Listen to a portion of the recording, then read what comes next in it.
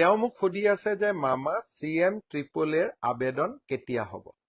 মই উত্তৰটো এনেকে দিম যে আমাৰ CM ট্ৰিপল এৰ অৰ্থাৎ মুখ্যমন্ত্ৰীৰ আত্মনিৰ্ভৰ অসম আঁচনিৰ কেইবাটাও পৰ্যায় আছে। প্ৰথম আমি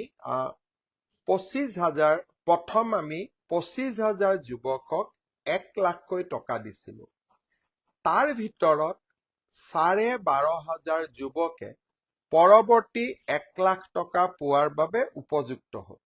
যে যেতিয়া আমি CM ট্ৰিপল এ 12,500ক 2 লাখ দিলো, আন 13,000 এতিয়াও 1 লাখ টকা পাবৰ অপেক্ষা কৰি আছে, কাৰণ তেওঁলোক প্ৰথমবাৰ কোৱালিফাই কৰা নাছিল।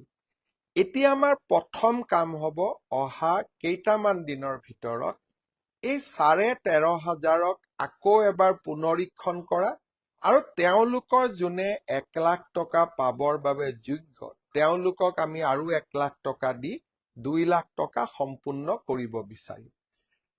নেক্সট, ইলেকশ্যনৰ আগতে আমি 75,000 যুৱক যুৱতীক 75,000 টকাকৈ দিলো। এতিয়া তেওঁলোকে এটা 3 দিনৰ ট্ৰেইনিং কৰি আছে। এই 3 দিনৰ ট্ৰেইনিং যেতিয়া সকলোৰে শেষ হৈ যাব, মই ধৰি লৈছো 1.5 মাহ লাগিব, যদি মোৰ ভুল হয় বিমল বৰাই কাৰেকশ্যন কৰি দিব।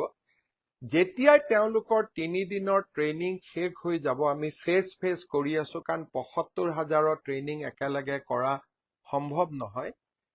এইখিনি হৈ যোৱাৰ পিছতে আমি তেওঁলোকক 25,000 টকাটো তেওঁলোকৰ বেংকৰ একাউণ্টত দিম। সো 13,500ক আমি 1 লাখ দিম আৰু 75,000 যুৱকক আমি 25,000 টকাকৈ দিম।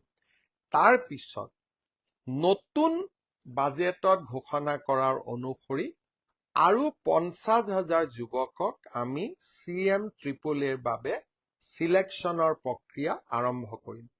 অকণমান ধৈৰ্য ধৰিব লাগিব, কিন্তু আমাৰ চৰকাৰে যিমানবিলাক প্ৰতিশ্ৰুতি দিছে, এইখন চৰকাৰে নিজৰ প্ৰতিশ্ৰুতিত যিমানলৈকে পাৰো আমি সদায় পালনৰ বাবে চেষ্টা কৰিম, যাতে আমাৰ কথা আৰু কামৰ মাজত মানুহে পাৰ্থক্য দেখা নাপায়। ইয়ে মোৰ প্ৰচেষ্টা।